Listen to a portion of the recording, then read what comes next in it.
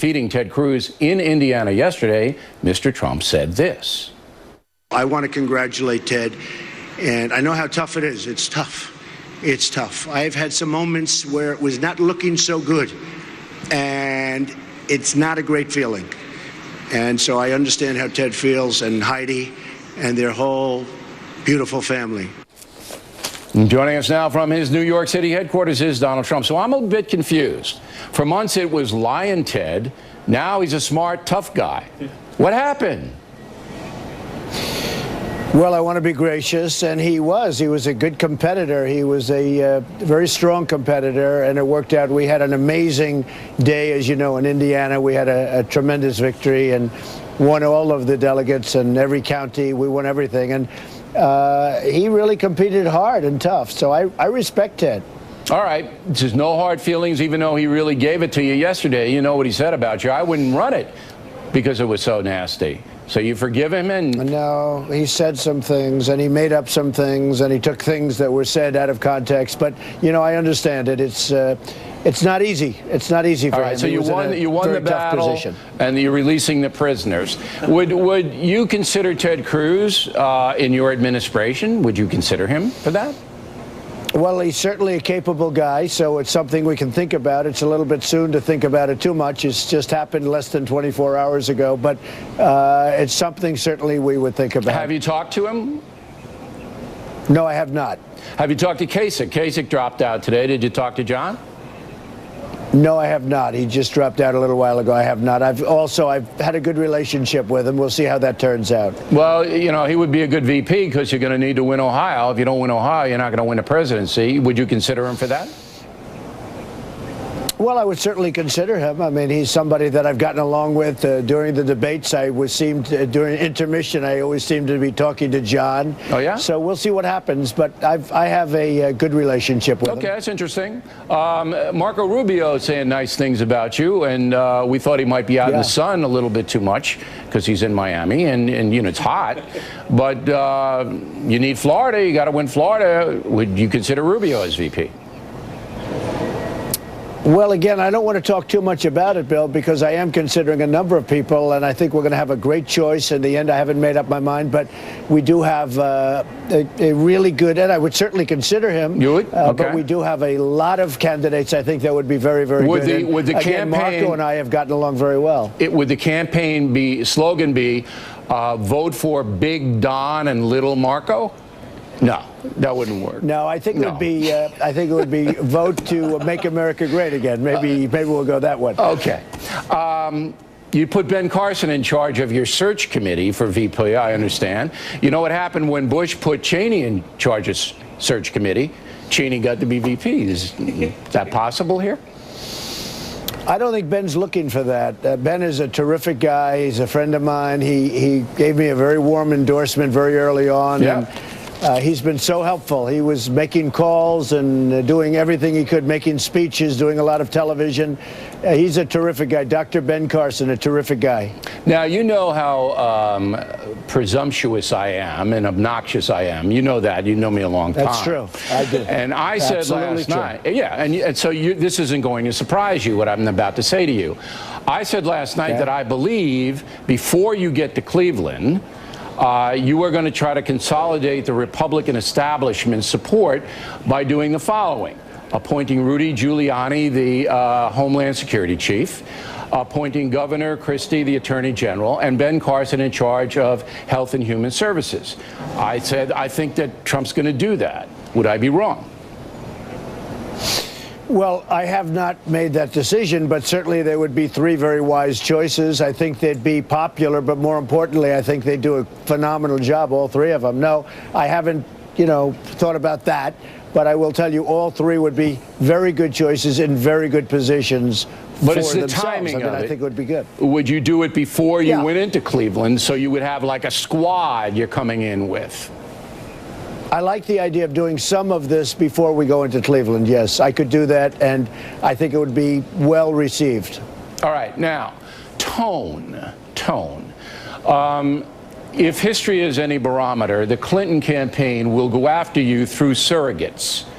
Move On, these sleazy left-wing websites are going to tear you up. Are you going to respond to that if Hillary Clinton takes the high road and doesn't do any of that? Well, I'm going to be able to figure it out. I mean, we had 17 people just now, and I figured that out, and I'll be able to figure it out with Hillary. It depends on where she's coming from. And if she wants to go the low road, I'm fine with that. And if she wants to go the high road, which probably I would prefer, I would be fine with that. All right, but I want to know where the noise would be coming from. You're fine with the low road? Most people don't want to go on the low road. No, I can handle the low road if I have to do it. I mean, we've had some low roads over the last few months. Really? I mean, I'm fine with it if we have to go that direction. All right. Maybe you haven't noticed. You know what? I hope you don't have to go it. I'd like to see you and Mrs. Clinton in a spirited campaign about issues without the low road. I know the media likes it. I know they like all that stuff, but I don't. I'd like to see you, you guys just fight it out over issues. Now, we're going to hold Mr. Trump over because I have a foreign policy question I want to ask him that I forgot last time. And I want to give Mr. Trump a compliment that is going to surprise him and probably get me in trouble, but that's okay. It's the fun of the program. Then later on, former president with Donald Trump from his headquarters here in New York City, and he'll, of course, be running against Hillary Clinton for president in November. Lately, Russian warplanes have been buzzing U.S. ships in European waters, and I forgot to ask you this question last week when we talked about foreign policy. It's obviously a clear provocation by Putin. What would your orders be to those ships were you president today? Well, first of all, it's just no respect for our president or our country, and he is tweaking us. If it were me, I will tell you, I would call him and I would say, don't do it. Just stop it. Don't do it. And they're going to respect us. And I've had a sort of semi-nice relationship with Putin. He said very nice things about me, as you know.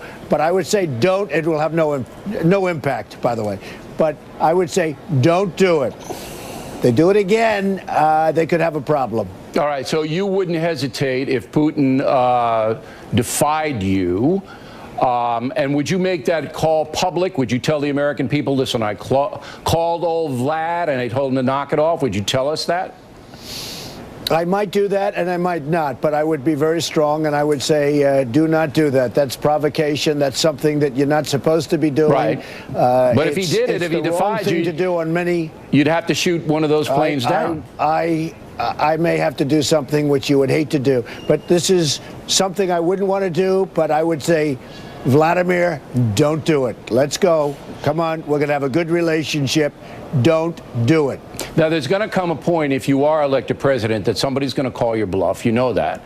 Sure. I mean, you're going to have to do something, but the public needs to know what's going on. It's just, I mean, certainly I, as an American citizen, would want to know what's going on between you and Putin. Okay, second question.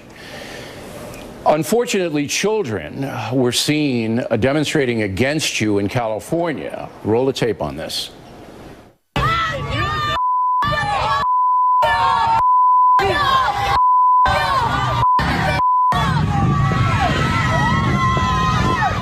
That was in Fort Wayne, Indiana. I'm sorry, I misspoke, but there were kids in California doing it too. What do you think about that?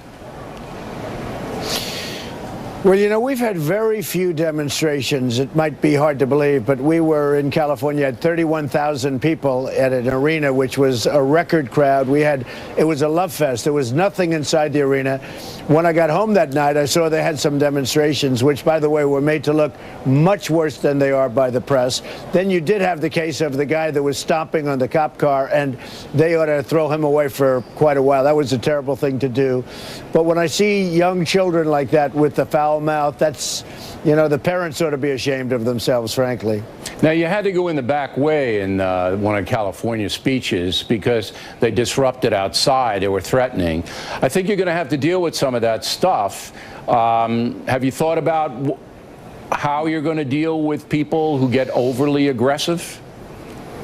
Oh, I think we'll deal with it just fine, Bill. That was not a big deal. I did something that worked actually very well. I went in, I did a speech, I went out, and that was actually for the Republican committee. I did that. That wasn't one of my events. That was for somebody else. But it was, I mean, not a big deal, other than there were helicopters all over the place following me. I felt like O.J. Simpson. I left the plane. I was in this van, and we were being followed by helicopters all over the place. The fact is that that was not really a big deal. All right. Vicente Fox coming up later on in the program. Got any message for the former president of Mexico? Yeah, get your money ready because you're going to pay for the wall. You're not backing off that, right? No, of course not. Look, we lose a fortune with Mexico. Trade deficit, $58 billion a year. The wall's going to cost 10. Believe me, they'll be able to afford it. And we're going to end up having a very good relationship with Mexico. But right now, sadly, like everybody else, they're taking advantage of our country on trade and at the border. So we'll get it straightened out. All right. And finally, I have to give you a compliment. Not exactly you, but your family. You know, it's very, very difficult for any political family, particularly in the media, every second of the day and night. But your wife and your children, I think, have conducted themselves magnificently since your run, and far better than you have. I mean, you know, with all due respect, I mean, I vote for your wife if she put her on the VP ticket. But I think it's a compliment to you. I mean, they're loyal to you. They've been unbelievable with the media, very composed, and I just wanted to say that to everybody. It's not a matter of me favoring anybody, but I think that needs to be said. Well, it's really nice. I do appreciate it. And they're watching, so I don't have to let them know, but we all appreciate it. Yeah, and it's a very difficult thing for all political families, you know, to absorb the slings and the arrows that obviously are going to come your way in the months leading up to November. We really appreciate you coming on, Donald. We know how busy you are, and it's always interesting to talk with you, and we hope we can continue this through the election. Thank you very much. Thank you very much, Bill. Thank you. Directly ahead.